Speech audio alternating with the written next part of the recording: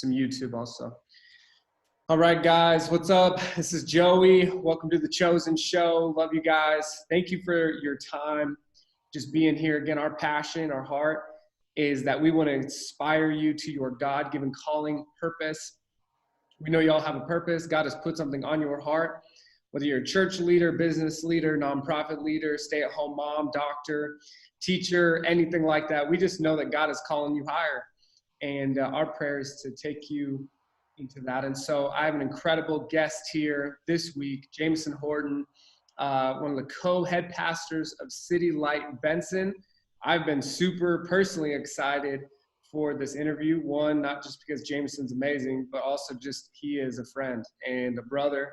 And we've had probably a million conversations together. Yeah. Not been recorded. So I'm excited for this conversation. Jay, thanks for being on, man. Thanks for having me, man. It's an honor and privilege to be on, man. I know we've been waiting for a little while to make this happen, but glad to be able to get it down and just chop it up, man.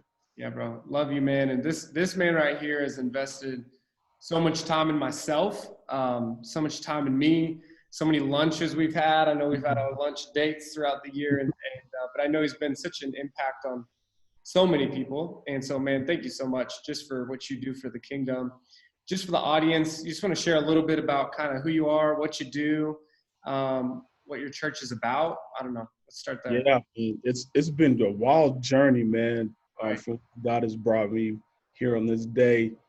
I'll do a little bit shorter, brief. Born in Oklahoma, raised here though, moved here when I was 7, been a part of Omaha in this city since I was 7. My dad was a pastor in North Omaha.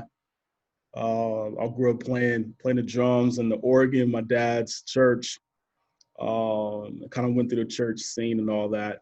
And just grew in loving people through my pop's church. And then when I was 19, God took me to a multi-ethnic church where I really learned about loving and worshiping with others who didn't look like me. And that was a beautiful, beautiful thing.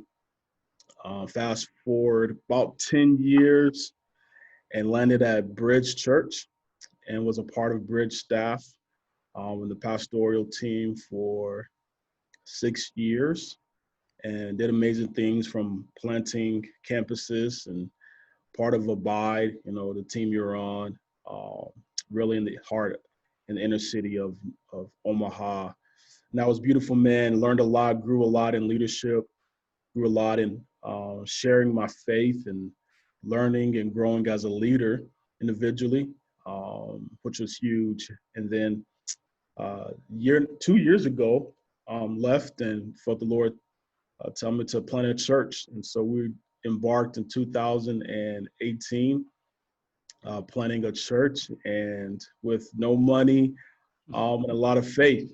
And God showed up big time, man.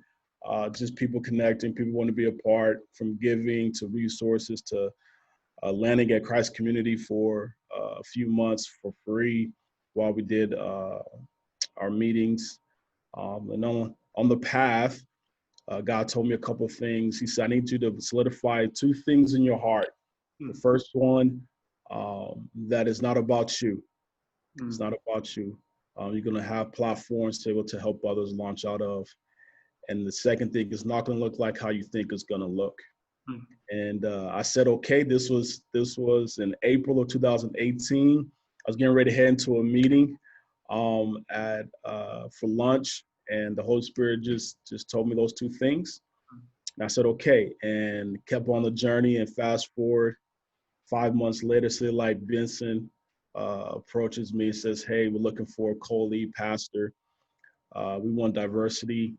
Our community's changing, and we want to reflect our community. And so we embarked on a journey together to see if it was God, and prayed and talked and felt the Lord in it. And last year, February 2019, joined the staff here as a co-lead with Tyler Zach, who's totally different. He's a white, introvert, very, very heady, and I'm a Black extrovert, very hearty. and and God put us together, man. And I believe it was for a time that we're living in now to be an example and witness to our community, city, and the country, man, of how to do life together. So Hmm. that's just a little bit, man. A year and a half in, and God is just continuing to bless us, man. That's so crazy. That's a year and a half already. Year and a half, yeah, Crazy. yeah. It goes so fast. And I remember that initial conversation we had. Oh, it wasn't a conversation. I saw the thing on your phone. Do you remember that? I said, "What What is this?" was it? You had the church. You had the church. Oh yeah, yeah, You had it on your phone. I was like, yeah, "Something's going on. I know God is doing something." But that's yeah. crazy. It seems like yesterday. It does not It's, seem like it's, yeah, it's so crazy. yeah, It's been amazing to see God just take what your heart and vision and courage to step out. And mm, if anybody's ever started anything, you know that that's like the scariest thing in the world is for just sure. start something because you just don't know, right? Just don't know. Um, Yeah, and I just appreciate your humility. I think if there's something I've learned from your life, man, it's just your humility in Lord in God's kingdom, and just always wanting to learn, always wanting to lift others and empower others. And so, man, just appreciate you. What would you say is your maybe theme or purpose? Like what really fires you up for God's kingdom? great question. I used to think I really wanted to like communicate. Like I really wanted to Mm, be on platforms and really share and communicate like the heart of Christ and to really love on people. Like I really wanted that to mm, happen. Um, and maybe that was ambition, maybe that was motives, maybe it was calling. mm, But now as I have been walking probably last couple of years, um, my purpose really is one to really genuinely love people, mm, and two to help people fulfill their calling and purpose. mm, I get joy out of sitting back and watching others lead, mm, um, others live out what God has called them to do. I sit back. I love seeing fathers love their children, mm. and husbands love their wives. I love seeing them walk in their calling and wholeness. And so, man, my heart is that uh, others walk in wholeness, Mm. um, and able to live out what God has for them, man. And wherever God takes me in, that is it's like icing on the cake. You know what I mean? Like, uh, Mm. yeah. So yeah, I love watching others lead. So good. And I heard a quote that said, "You win when your win is seeing others winning." Wow. Yeah. Yeah. I love because I see that in your life probably more than a lot of other leaders, where we just love to talk about purpose and we make it about our purpose or our calling, right? Or whatever. And I really think our joy as influencers is to see other people win. And I Big think time. we get Big time. there, we're mature and we're real. And that's really where God wants us. Big time. I think we're in now. Beforehand, we talked about leadership, and you talked about like yourself. It was always like, your purpose, and you get there however you can, Right. and even by yourself, solo. Mm, I think those days are gone, and you need multiple leaders doing it together. Who says this thing is so much bigger than myself? mm, I've been in a few meetings lately, and I was like, you know what? Like, who cares who gets the credit? Who cares whose name? Like how can we win together? When one wins, we all win. so good. Walk in that posture, man. And I really feel like God is raising up new leaders who have that for real, that posture to like, hey, this thing is so much bigger Right. than myself, and I want to be a part of something bigger than myself. My Good. context is church. I don't have too many other contexts. And so that's when I wake up. That's my thinking. Mm, And so to see that happen in the local church, local leaders who say, how can we do this together? How can our city win together? good. That's when God gets Mm. glory and starts to move, man. So Good. It's so good. And yeah, we win when our win is seeing others win. And it's so good. I love that. I want to switch gears a little bit, Right. kind of what's going on. And I know you had shared leading or just living also in uncertainty. And I feel Mm-hmm. like if there's one thing we all can relate on is uncertainty right now. I mean, Yeah. whether it's COVID, whether it's justice and just that conversation, I feel like our whole world. It's so funny. I was telling somebody yesterday, my word at the beginning of the year was uncomfortable. And I had no Mm. idea what that was going to mean.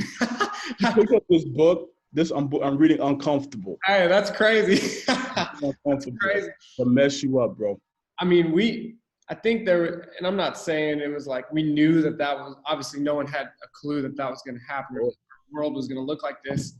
But it was like, man, there was something on the horizon. There were some things that were happening, and obviously it's come to fruition in a lot of different ways right now. What's your initial reaction right now? Like, obviously that's a pretty loaded question. Maybe just like this last couple of days, let's just say that. What's been your initial reactions to things going on right now? Oh man, the more I try to figure out, the less I know. Right. As Mm, you are leading and landing man. mm, You know, you can read it, you can read on leadership in books, mm, and you can study leadership and you can study others how they lead. mm, Like that's good. mm, Another thing when you have to live as a leader mm, and you have to make tough decisions and tough choices when you have different spectrums on both sides coming at you. If mm. you do this, we're not with you. If you do this, the other, we're not with you. And what's best in those that you knowing that you're going to probably not get it right, and how do you make those decisions and choices, which I believe separates the leaders is making those critical decisions and choices. Uh, Mhm.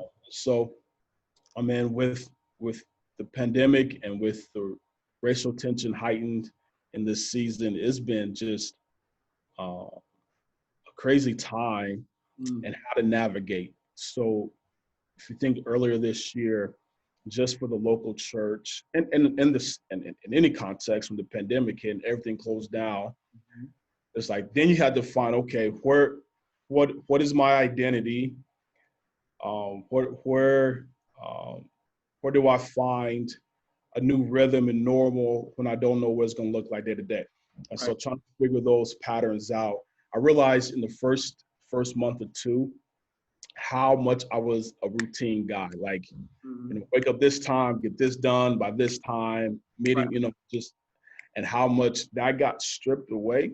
Mm, And then, our daughter, she got pulled out of school and couldn't say goodbye to her friends.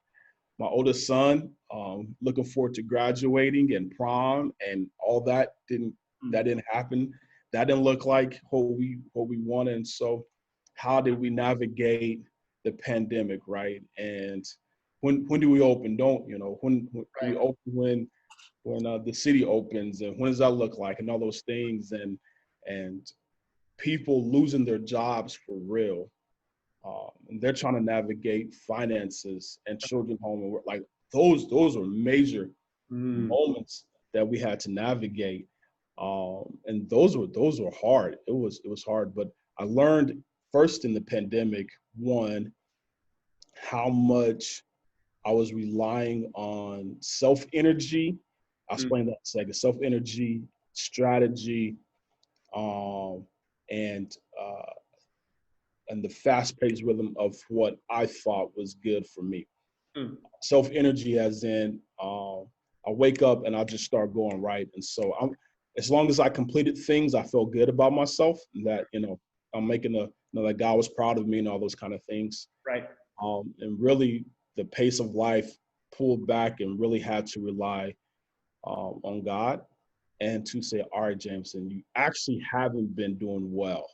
Mm, Like, uh, my home life, like, being spending time with my daughter, spending time with my wife, taking a for real Sabbath time, like just being with the Lord and not checking emails and all those mm, things. really had to learn, man, James, I've really been operating on my strength versus what God wanted to do for my life and have him at the center. So I learned that in the pandemic and still walking that out, but God has really been restoring me in that area. And then we hit the racial tensions, and that's heightened. And, you know, I'm sure you talked about George Floyd and all those things that has happened with our country. And so imagine we have a pandemic, we haven't met, we haven't seen the people of our church, and then racial tensions happening, and we have to talk about that and still can't see people in our church. And so now we're trying to lead from a distance. And that was what I really like. That's difficult. Leading from a distance when you can't see people, when you don't know how they're responding, you know, it's hard to you can't have face-to-face conversations. So you're trying to explain over emails and text, and people read that a certain way through their filter, you know, all those things to navigate. You think, I don't know if we have a church, if we come back, you know, and so leading from a distance, but feeling so confident that the Lord was in it. We had to really realize, one, our leadership ability is still capped because Jesus is still central to the church. He is the church, and he builds it. And if he wants to close it, he closes it. If he wants to keep going, he'll keep going. And we had to rely on that, but we had to be true to his word and true to who he was, and to communicate his heart to the people and let that land how it lands. Communicate his heart and let it do what it do. And so that's what we really had to do and live out and navigate our own emotions in those and navigate those tensions we had within ourselves. And that was huge. Yep. So something I was thinking about as you were sharing is our society was uprooted, right? There's a lot of pieces that are just uprooted. Yeah. I truly believe that's where God moves in some of the most powerful moments, are the moments that are uprooted, right? Yeah. And I talk with different people, and you got kind of different camps, right? You got people who want everything just to be how it was. Sure. You got some people who are just overwhelmed. Yeah. But I also think you have this third camp where they step into the moment and allow the moment, right, to lead and to lead in the moment. Yep. Did you feel that, like, when this stuff was happening? Did you feel like parts of your heart wanting to kind of just play it safe, but there was probably another side of you that was like, no, we need to step into this courageously? Tell me more about that. Like, or were you just like, gas? Or you just like, gas, let's go? So how I'm wired is I'm a goer. So like I enjoy being uncomfortable. That doesn't bother me. It doesn't, like, I don't run away from it.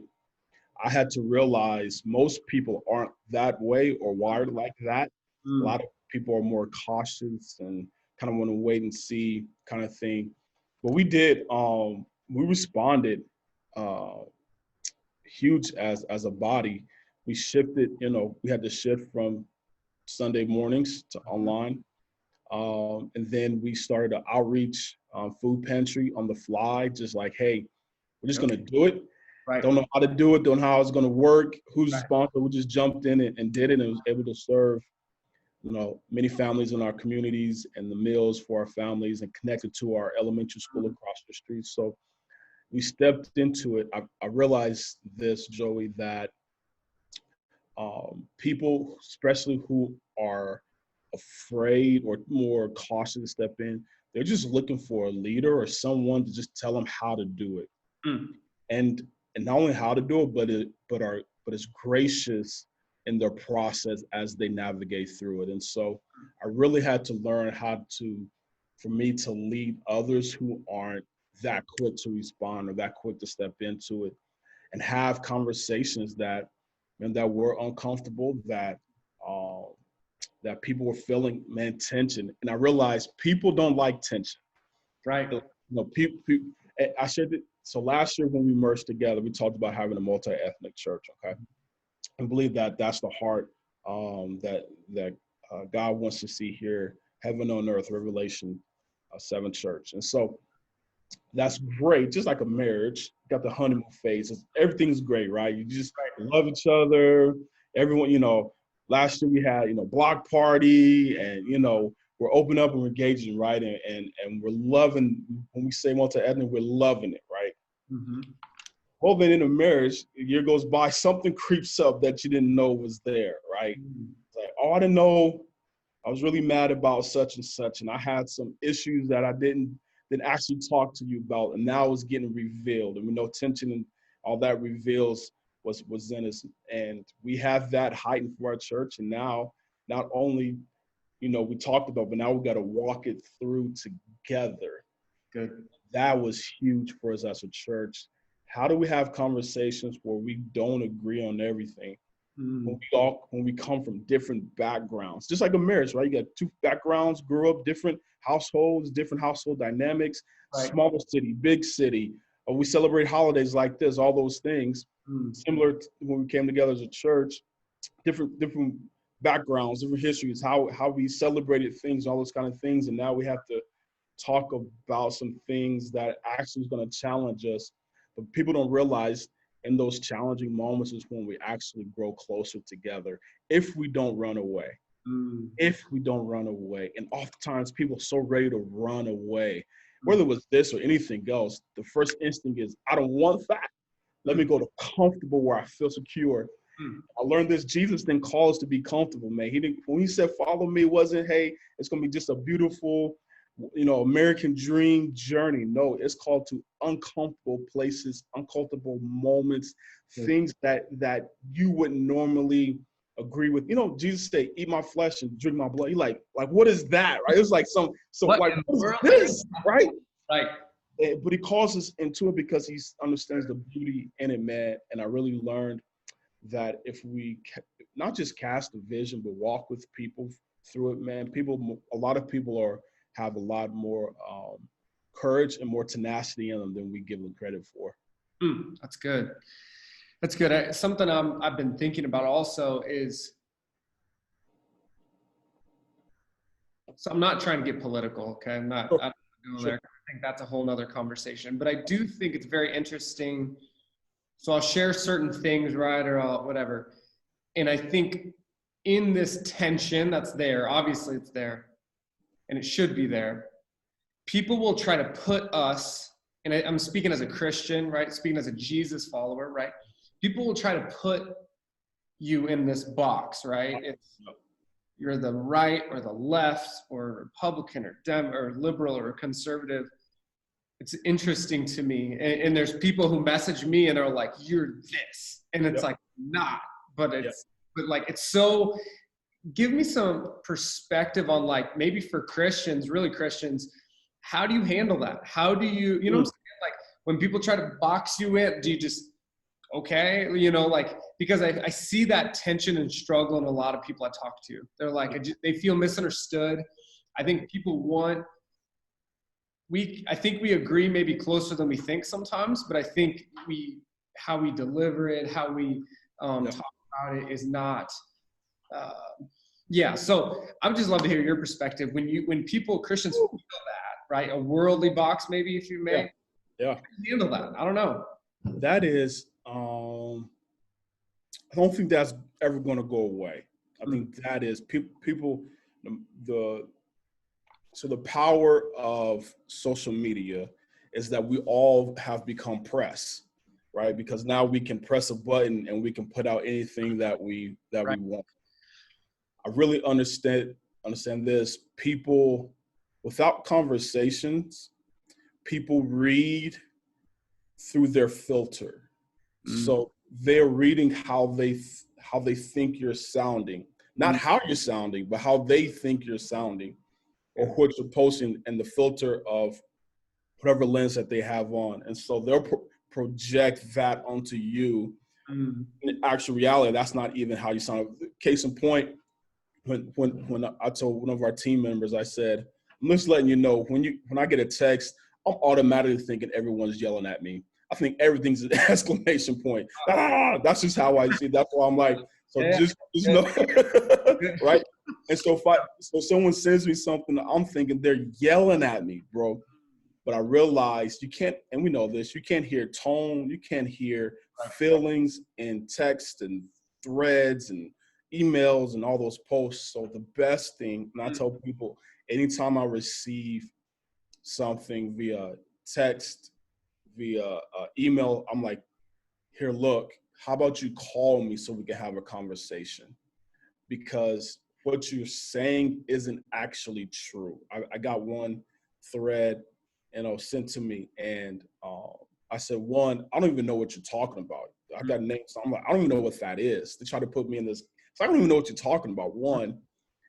Two, you have no idea how I vote, you have no idea. So to project on me makes you ignorant. And I said, but if you'd like to have a conversation, we can have a conversation. Anytime I say, let's have a conversation, you're not really getting my point. So far I've gotten, I'm so sorry, you're right, please forgive me.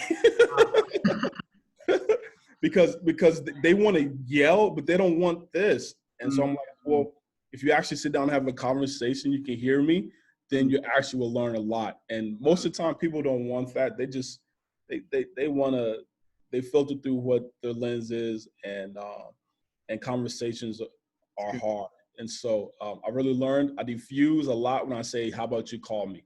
And most people are ready to, they don't want, I don't want to go there. I don't want that. I don't want to go. So, well, I remember I heard a speaker say there's difference between 2D communication and 3D communication. 2D is like email and text. There's emotion involved with it, but you can't tell the emotion, so it's misunderstood. Only certain types of information can go through 2D, typically more informational stuff. Emotional, that's where it gets hairy. And that's what I'm with you. Like, a post can come off emotional in a social media post, but it can be taken 50 different ways.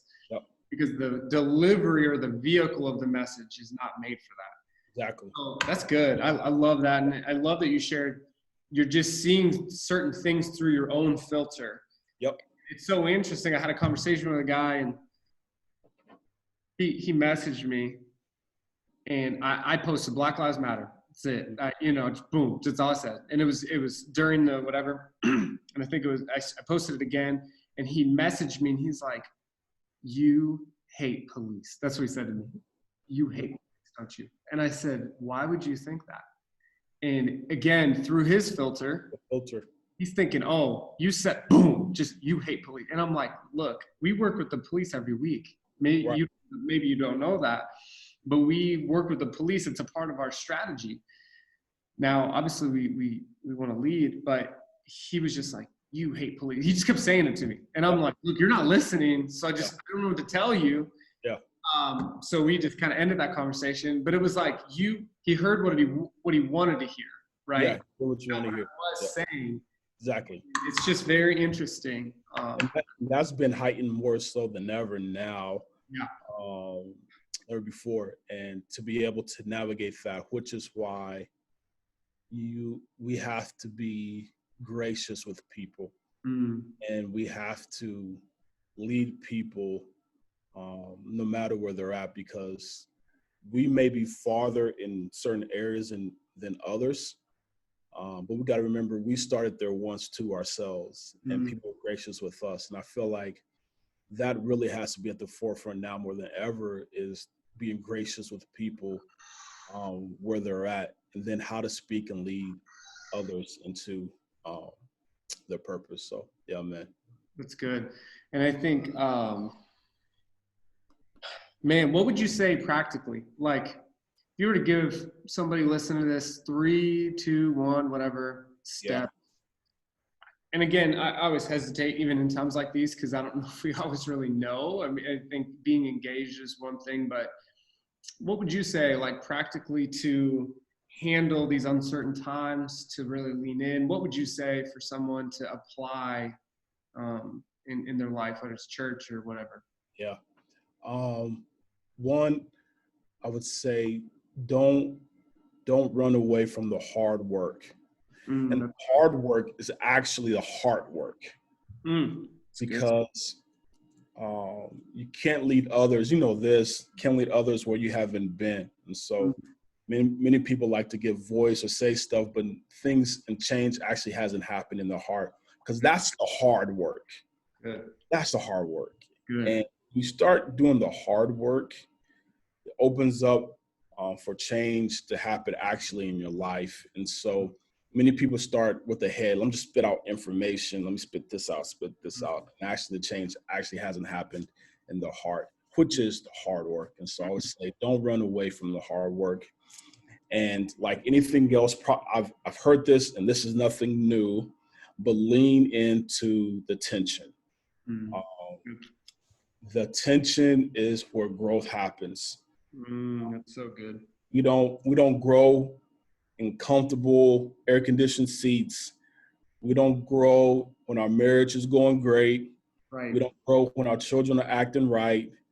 Like, that's not where we grow. We grow when, when we get word from the doctor that we didn't know what's happening in our bodies. We grow when we get a note that says you're going to be on furlough and you don't know if you're going to have a job in the next couple of weeks, and now finances hit and all those things, you know what I mean? And so lean into the tension, and that's where the real growth happens, when we start relying on our faith in Jesus, man. And so do the hard work, and then lean into the tension, lean into those conversations that's going to challenge you, that's going to cause you to go back and think and do some more hard work. And you'll have to come back to that conversation again, but don't disengage from it, and lean to the intention and learn for real. Learn to be okay in uncomfortability. Uncomfortable is not a bad word. Good. Good. It's not a curse word. It's actually for our benefit and for our growth. And if we look at it, I asked this question. This is where I really learned how to grow. And I share this with our team and anyone who feels like they're getting stuck. I used to approach things when I feel like when I was going through a season of uncertainty, of being challenged, I would always say, God, why am I going through this? Why am I facing this? Why am I here? Why are you doing this? Why? When we change our question from why am I here to God, what do you want me to learn? It changes our whole perspective. Okay. And then you change just that little bit. Why am I here to what do I need to learn? Gets you to that place of growth even faster. Because then you say, okay, this is what I need to learn. Now let me learn this so that I can keep growing. And so those would be a few things, man.